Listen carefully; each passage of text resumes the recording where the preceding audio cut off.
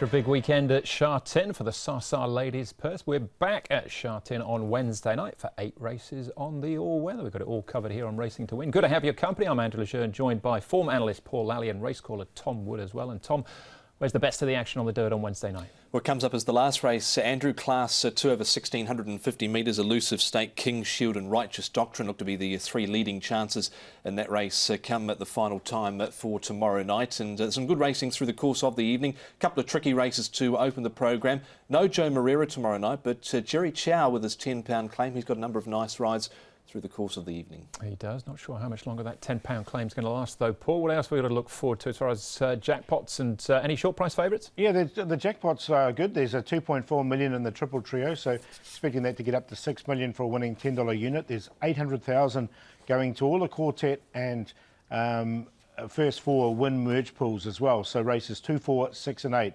those are the ones concerned there, so they're even numbers. As far as short price favourites, one Resolute was pretty impressive last time. I expect him to come up quite short.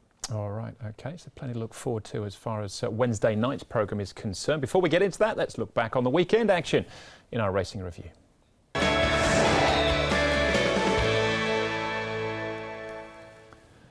So it was the Sa Ladies Purse. It was a decent lineup this year as well. It's always well represented, but we had the returning horse of the year in Exultant, but in the end, the runaway winner, Tom, was the former Hong Kong Derby winner, Fiore. Yeah, coming out of the stable of Tony Cruz, and he wound up strongly after what I thought was a pretty average run first up. He was certainly short in the market this time round. Loomed up here to pass Southern Legend. Exultant fall on very bravely. Terrific run from him first up, and good old dances with Dragon getting to the line nicely, Paul. But some nice runs behind the likes of Ho Ho Khan, and also Savvy 9 finding the line nicely. Yeah, Savvy 9 still hasn't won here in Hong Kong, but he's run some pretty good races. He was well out of the handicap there, so it was a good run from him, but nice turn of foot there from Fiore, and he's going to put himself into the picture for international races coming up now in December. Absolutely. He had a good end to last season, so it wasn't completely out of the blue, but as Tom said, it was just a little bit disappointing first up. But Tony Cruz, Tom, couldn't have been any more confident when we spoke to, or Ed spoke to him after the race. Yeah, he was very confident that he was going to run a big race, if not win, on Sunday afternoon for the Sa Ladies Purse. He did, and Tony was spot on. Yeah, job done as far as Exultant was concerned, though, Paul. Yeah, so he's done what he had to do, didn't he? You have a look at the ratings here. Soaring Tower was impressive on debut. You said 8 points, and Authentic Champ coming back there. He won nicely as well, so he went up 8.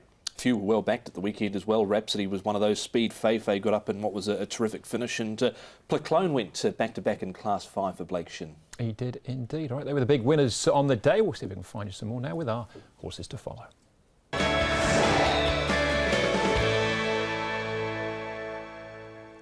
All right, Paul, as always, you're up first. The last race for you, I think, wasn't it, on Sunday? Yeah, it was. A horse called Pure Legend. He'd spent a lot of time up in Chung Fa, this horse. Had a few runs last season and has acclimatised nicely now.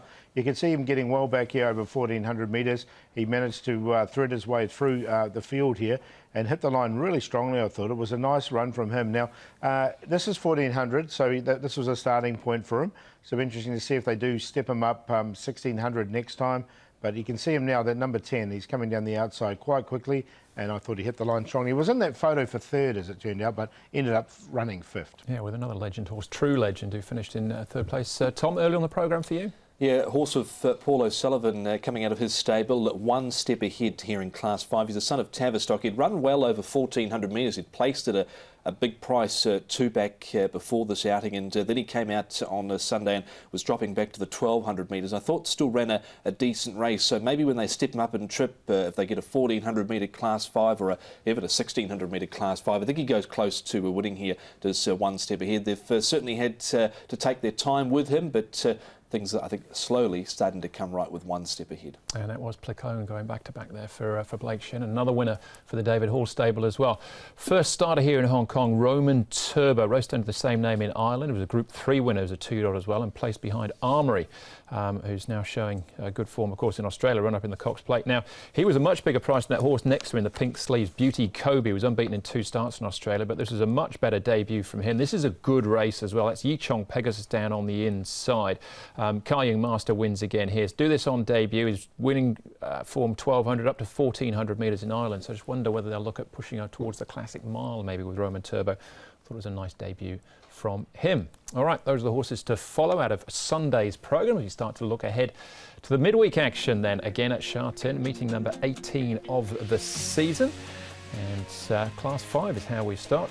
Tom mentioned, no Joe Moreira, Alfred Chan and Victor Wong, the apprentices on the sidelines as well. Demons Rock though, Jerry Chow, £10 off his bake, takes a drop in class, as does Well Dragon for Tony Pacone from barrier number 9. Taylor May down in class as well.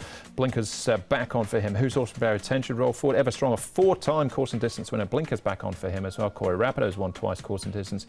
And Fairy Floss draws barrier 12.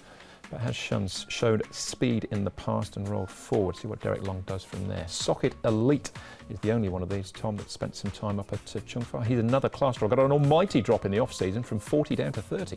Yeah, so here he is lining up for dinner ship out of gate number 1. Now, Viva Council and Fairy Floss likely the two that go forward. If Fairy Floss wants to push the issue and force it with the Viva Council, I think he'll come out on top. He can get a little bit keen sometimes out. Cora Rapido there with Demons Rock, Adonis, Who's Horse and Ever Strong, drawn awkwardly in gates 10 and 11. And Well Dragon is in gate number 9, and he has the blinkers on for the first time, dropping into class 5 as Well Dragon. Here is Adonis. Now he goes nicely here on the surface. They're changing the gear with him. The cheek pieces will come off, the hood will come off, pacifier's back on. So Alexi Burdell, we should get a nice enough run from barrier number 6. And his last start behind the Full Bloom was pretty good. He seems to be under a hold.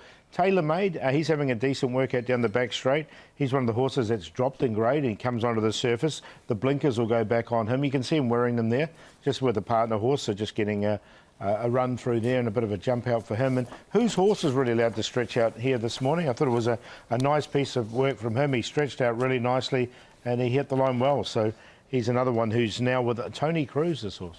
All right, OK, we're going to start off here with Adonis, who's pretty regular and pretty consistent in Class 5 company, Tom, but we normally see him on the turf. Makes a switch to the all-weather. He has placed a couple of times. He's had 5 goes on the all-weather for 2 third placings for Adonis. A few gear changes well, cheek pieces off, hood off, but the pacifiers go back on for Douglas White. Now, he was slow away last time out, loomed up, and I thought probably about this point here, 150 peak, the Full Bloom was able to run him down the outside. Viva Counts, I thought, stuck on well. He'll put himself into the race, Paul, and Fairy Floss, just don't know how much stamina he has at the end of his races. Yeah, well, that's the thing about his best runs, Fairy Floss, have been on the all-weather, and with that run under his belt, I wouldn't be surprised if he ran a bit of a cheeky race. OK, what about Well Dragon for the Chris So stable? Demons Rock and Spicy really also in this trial, Paul. Well Dragon, one of the class droppers, along with Demons Rock. Yeah, he's dropping in class, and the blinkers will go on him for the first time. He's one of the ISGs, Well Dragon. I thought he was pushed out a little bit in this trial to make ground, but he did make the ground when he was asked to.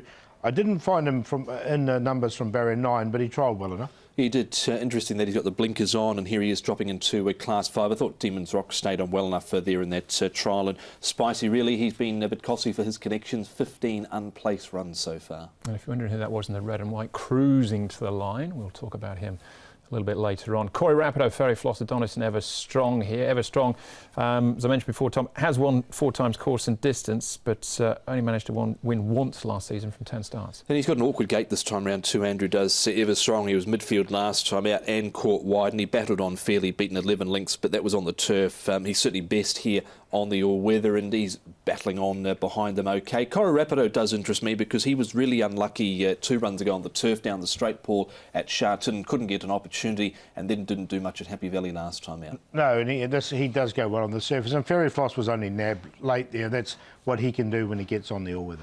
All right, Socket Elite, given every chance to show some improvement here, Paul. First up for the season, but as I mentioned before, has had a 10 rating point drop since the last time we saw him. Yeah, look, the tongue tie will go back on him, the shadow row will come off. He's got Blake Shinnerboard from barrier number 1. He's done absolutely nothing on the course. So you got to take him on the back of this trial. We did hit the line nicely enough in the trial. Yeah, he's done absolutely zilch from 6, but I like what he did over the final stages there in that trial, and I'm going to throw him for second at big odds in the market, currently at 46s and 7. So I think you'll certainly get a price about him, but I have liked his last 2 trials. His last 4 starts, he's been 1 horse home entirely. But there you go, that's Socket Elite. Demons Rock, Paul, favourite for the first. Yeah, very open race, the first. I've got him on top, though, Demons Rock. He drops in grade with the Apprentice Claim. I think there's 2 really good positives there from a low draw. Fairy Floss, I think he can lead for a long period of this race. He's drawn wide, but he can get across easy enough. Tailor Made, another one of the downgraders, he's in there for 3rd. And Viva Council, Visor goes back on him, and he's very consistent in this grade and on this surface. 1, 12, 5 and 2. I'm with Demons Rock, but I'm certainly throwing in Socket Elite off his last couple of trials. He's down in the ratings here in a mark of 30, but Demons Rock gets his opportunity. Bit keener, was caught wide, but wasn't beaten far last time out. The last win came off 37 with 132 pounds in this grade, and of course course and distance as well. So he gets 123 on his back this time round with Jerry Chow. Socket Elite goes in, no race day form to go on, so you have to take him on those trials, but be willing to take the place price around him at 7s there. Tailor Made goes in, Zach Purton jumps on board. His best run was 2 back. He did win over 1,400 metres overseas, but he's dropping back to 1,200 here, and Coro Rapido on the all-weather. So 1, 9, 5 and 10.